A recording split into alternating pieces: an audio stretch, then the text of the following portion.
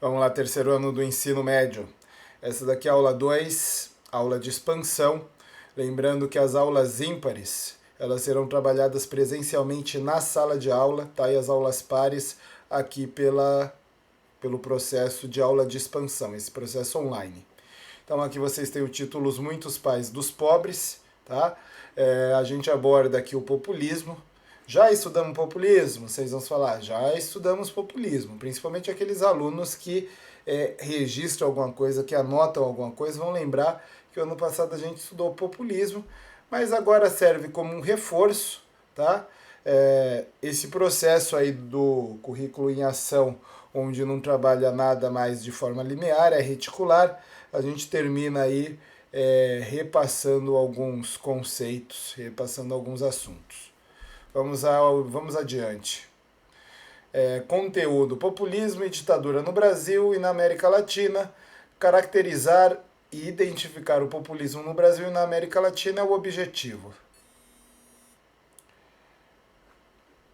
Então aqui virem e conversem. Vocês não vão virar e nem vão conversar porque, como eu disse, é uma aula de expansão, você está online, né? Que bom que você não vai virar e conversar. Mas vamos lá. O que você entende por populismo? Porque a palavra populismo se relaciona com o título Pai dos Pobres. Levante hipóteses. Aí na fotografia vocês têm Getúlio Vargas cercado aí de crianças, né? Deixa eu ler ali o que está escrito. Na fotografia, Getúlio Vargas com as crianças nas comemorações da Semana da Pátria, setembro de 1943. Vargas ficou conhecido como pai dos pobres por promover leis trabalhistas e por seu carisma com a população. Arquivo Nacional, Fundo Agência Nacional.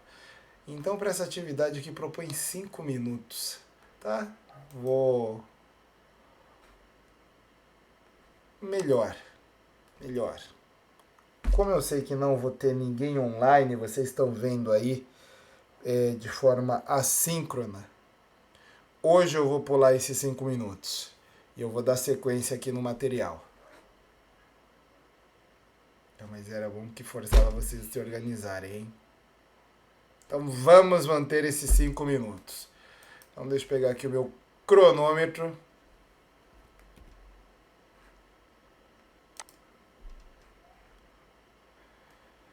Aqui, 5 minutos. Antes o padrão era 3, aumentaram para 5, mas tá valendo. Vamos lá.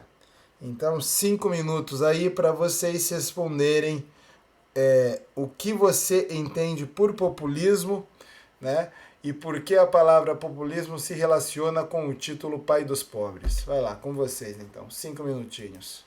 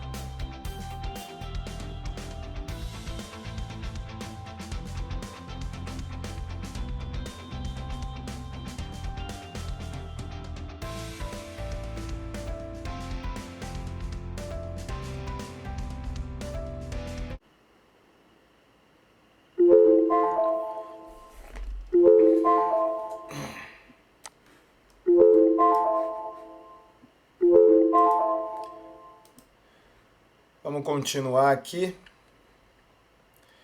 Então, populismo. Populismo pode ser simultaneamente uma ideologia, uma estratégia e um tipo de discurso radical. Antissistêmico, generalista e antagonista contra a corrupção e a favor da justiça social. Envolve riscos e pressupõe algum tipo de manipulação das massas e das suas expectativas. Então, o jingle Varre, Varre, Vassourinha foi composto para a eleição de Jânio Quadros, o DN, para presidente da República em 1960. A retórica é marcada por uma fala direta aos eleitores, a fim de varrer o sofrimento do povo em busca de um Brasil moralizado. Deixa eu abrir aqui.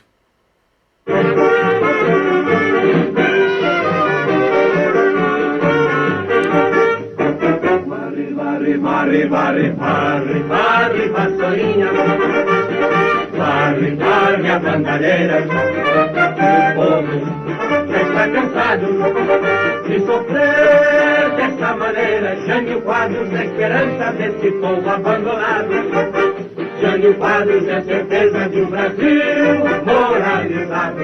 Alerta, meu irmão, vassoura conterrâneo. Vamos vencer com Jânio.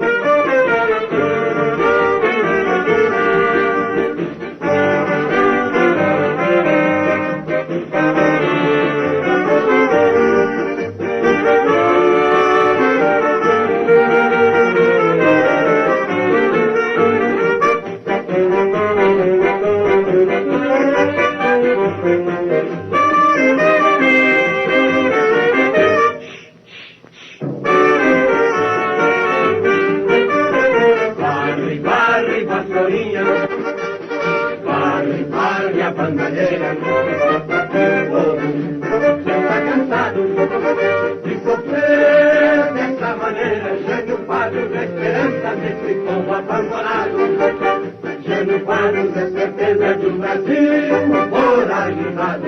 Alerta, meu irmão, vassoura conterrâneo. Vamos vencer com Jânio. Então vocês viram aí o jingle da campanha do Jânio Quadros, né? Então varrer aí a bandalheira, né? Moralizar. Então o discurso aí que sempre ocorre, cansativo. Vamos lá. O que significa populismo? O populismo é um fenômeno político que se manifesta de vários modos. Em sua essência, é caracterizado por um forte apelo às massas, no qual líderes políticos buscam ganhar apoio popular por meio de uma retórica direta e emotiva. Há uma personalização da política, na qual o governante se apresenta como o único capaz de resolver os problemas sociais. Além disso, o populismo baseia-se também em uma narrativa de nós contra eles, divisão simplista da sociedade acerca de questões complexas. Os líderes tendem a apresentar soluções fáceis para problemas sociais, econômicos ou políticos, muitas vezes ignorando a complexidade subjacente. Geralmente prometem benefícios diretos, como distribuição de recursos, assistência social ou proteção trabalhista, como forma de garantir apoio. Características: fala direta à população, quando um político tem como audiência as diferentes camadas sociais, usando palavras que todos entendem. Líder carismático. Sua maneira de falar e agir atrai muitas pessoas, como um líder de torcida popular. Representante das necessidades coletivas. Promessas de políticas que beneficiem tanto os grupos menos privilegiados quanto os mais ricos, buscando a conciliação social e econômica em seu discurso. Tom pessoal na política. Personalismo. O governante é o único capaz de resolver os problemas. Uso de símbolos. Bandeiras ou slogans são incluídos como estratégia para representar o que acreditam.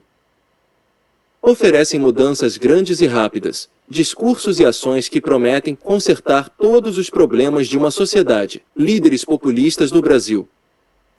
O país já teve governos que se encaixam na definição de populistas, como Getúlio Vargas, eleito para o período de 1951 a 1954, Juscelino Kubitschek, de 1956 a 1961, e João Goulart, 1961 a 1964. Vargas, em particular, moldou a política brasileira durante seus mandatos, promovendo políticas trabalhistas e sociais que estabeleceram uma ligação direta entre líder e povo. Kubitschek, por sua vez, foi responsável por um ambicioso projeto de desenvolvimento nacional, enquanto Goulart enfrentou forte oposição antes de ser deposto pelo golpe militar de 1964. Vargas e a carteira de trabalho. No período que ficou conhecido como Estado Novo, regime autoritário do governo Getúlio Vargas, de 1937 a 1945, a ideologia trabalhista desempenhou um papel crucial em atender às demandas estatais durante um período de intensificação da urbanização e industrialização, que visava o desenvolvimento e o progresso nacional. Enquanto buscava-se impulsionar esses aspectos, havia uma população que dependia do trabalho para suprir suas necessidades básicas, como moradia, alimentação e vestuário. Tendo isso em vista, o governo implementou uma série de medidas para enaltecer a importância do trabalho. Bom, então, Consolidação das Leis do Trabalho, CLT, criada pelo então presidente Getúlio Vargas em 1943. Aqui estão alguns tópicos principais. Então, entra em vigor em 10 de novembro de 1943. Coloca aí limite na jornada de trabalho semanal. Tem o período de descanso, férias anuais, licença maternidade, instituição da carteira profissional. E aqui um texto do Tavares. De acordo com o professor titular da Universidade Estadual de Campinas, Unicamp, Ricardo Antunes, a CLT nasceu num contexto particular no Brasil, num período que ele chama de revolução entre aspas. A Revolução de 30 foi mais do que um golpe e menos do que uma revolução burguesa. Ela é um levante político-militar das classes dominantes, porém mudou o projeto de país, de um capitalismo de base agrária mercantil exportadora, centrada no café, para um projeto modernizador, industrializante de perfil nacionalista. Embora Getúlio Vargas tenha sido o primeiro líder eleito presidente do Brasil a adotar políticas populistas, outros governantes também seguiram esse caminho. Juscelino Kubitschek, conhecido por seu slogan 50 anos em 5, buscou promover o desenvolvimento econômico e a modernização do Brasil durante seu mandato presidencial, especialmente com a construção de Brasília. Além disso, João Goulart, que foi ministro do Trabalho, Indústria e Comércio de Getúlio Vargas, posteriormente presidente, após a renúncia de Jânio Quadros, continuou a tradição populista ao enfrentar questões sociais e econômicas desafiadoras, como as reformas de base. Então observe os cartazes e analise. Qual classe social dos personagens que estão abaixo da foto do presidente estão sendo representados de modo positivo? Explique como o Dia do Trabalhador está relacionado às reformas trabalhistas implementadas durante o Estado Novo. Então, um cartaz do 1º de maio, projeção da figura simbólica de Getúlio Vargas, o criador das leis trabalhistas e benfeitor de alcance social. Convocação para a concentração trabalhista na esplanada do Castelo. 1937 e em 1945. FGV, CPDOC. Então aqui estão os dois cartazes. Neste daqui, diz o seguinte: as leis sociais com que o atual governo, por iniciativa própria, tem procurado amparar as classes trabalhadoras, devem constituir, motivo de orgulho para os brasileiros.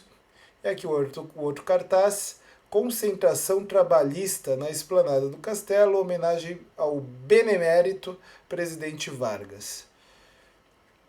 Então aí, para essa atividade, coloca agora 10 minutos, essa é nova. Então todo mundo escreve. A atividade eu reduzi para 5 minutos, porque eu sei que a maioria assiste de forma assíncrona, né? Ou seja, assiste a gravação, então vocês podem dar uma pausa maior no vídeo, caso vocês achem necessário aí mais tempo para responder essas questões.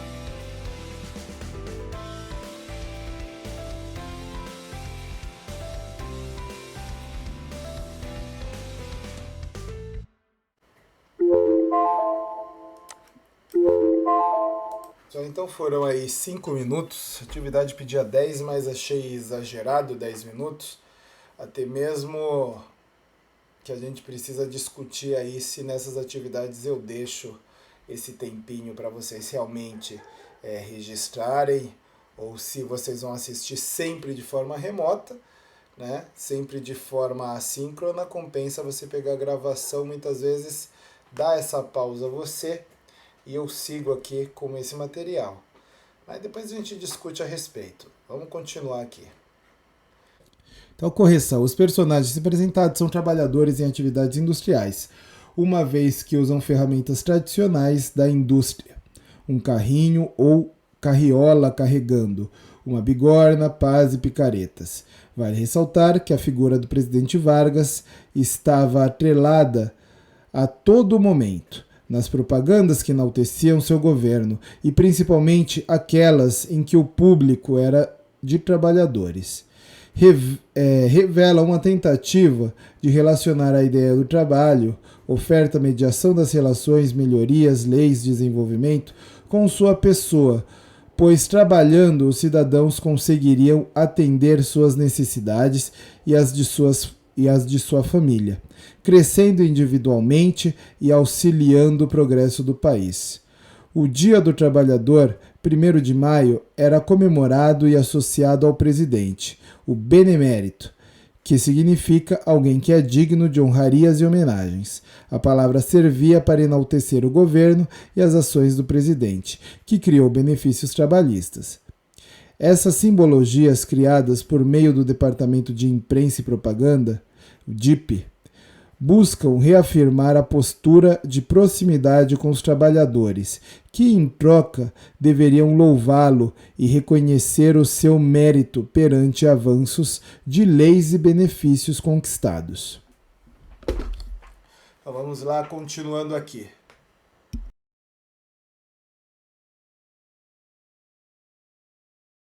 Na América Latina. A ascensão de líderes populares não foi um fenômeno isolado brasileiro, mas também ocorreu em outros países latino-americanos durante o século XX. Vários países viram a ascensão de líderes que tinham em sua retórica o personalismo em relação às camadas populares, assim como a promoção das mudanças sociais e econômicas. Muitas vezes compartilhavam características semelhantes, como a personalização da política e o apelo direto às massas. Bom, pessoal, então aqui o QR Code para vocês acessarem um vídeo sobre o que é populismo, tá? O canal é EducaPlay. Não vou exibir aqui porque justamente esse vídeo eu também vou colocar no YouTube, então é interessante vocês acessarem esse material, né, desse canal. Serve aí também como uma dica, quem sabe vocês têm ali mais algum material interessante, visto que ele é voltado aí para preparativos para o Enem, né? Então tem todo o material educacional lá, ok? Então fica aí o QR Code, fica a dica. Vamos para a próxima. Bom, então aqui no caso a gente começa a abordar o populismo na Argentina. Há algumas variações, elas ocorrem, as características são basicamente as mesmas, tá? Então na Argentina o presidente Juan Domingos Perón, ele vai utilizar muito da figura carismática da esposa, tá? Então é algo muito semelhante, mas você tem um acréscimo aí de uma figura, então é uma variação. Vamos fazer a leitura rapidinho aqui e vamos avançar sobre esse material. Populismo e o peronismo argentino. Na Argentina, o líder populista mais emblemático foi Juan Domingo Perón, eleito em 1946 e novamente em 1951. Durante seu governo, houveram políticas que beneficiaram os trabalhadores argentinos, expandindo direitos trabalhistas e estabelecendo benefícios sociais. Até mesmo iniciou um movimento chamado de peronismo, de cunho político e ideológico. Houve a adoção de elementos nacionalistas, o sindicalismo e a justiça social, buscando unir as classes trabalhadoras em torno de um projeto político que prometia melhorias significativas em suas condições de vida. O peronismo não se limitou apenas ao período de Juan Domingo Perón. Após sua deposição em 1955, o movimento continuou a exercer influência política na Argentina. Surgiram várias correntes do peronismo ao longo dos anos, cada uma com suas interpretações e abordagens do movimento. O peronismo também foi marcado por um estilo autoritário de governo, com repressão política e limitações à liberdade de expressão. Evita Perón. Eva Perón, também conhecida como Evita, primeira-dama e esposa de Juan Perón, teve influência na política argentina mesmo após sua morte. Era uma figura carismática e influente, dedicando-se a causas sociais. Fundou uma organização de caridade que prestava assistência aos pobres e necessitados, os descamisados, defensora dos direitos das mulheres e dos trabalhadores, desafiou as normas sociais da época e promoveu a inclusão política e social dos mais vulneráveis. Após sua morte em 1952, seu corpo foi embalsamado e exposto publicamente em um funeral que atraiu milhares de argentinos, demonstrando comoção e admiração. A vida de Evita também se tornou um símbolo argentino, sendo inspiração para obras ficcionais, como filmes e musicais. Então, sessão na prática, analise as imagens e o discurso de Evita Perón. Então, no seu caderno aí, faça os seus registros, tá? Registre quais características do populismo se apresentam nas fontes sugeridas. Então, fonte 1, manifestação em frente ao Congresso Nacional pela Lei do Voto para Mulheres, Lei Evita, Buenos Aires, 1947. Então, aqui é uma manifestação popular pelo voto feminino. Vamos adiante. Fonte 2, campanha de ajuda social com imagem da primeira-dama argentina Eva Perón, 1947, até o último canto do país. Então a imagem dela aqui, né, com o mapa da Argentina ao fundo. Fonte 3. Encontro-me outra vez com os descamisados.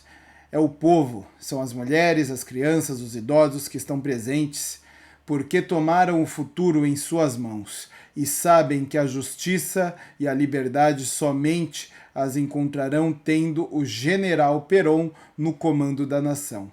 Meu general, são as vossas vanguardas descamisadas que estão presentes hoje. Como estiveram ontem e estarão sempre, dispostas a dar a vida por Perón. Elas sabem muito bem que antes da chegada do general Perón viviam na escravidão e, sobretudo, tinham perdido a esperança num futuro melhor.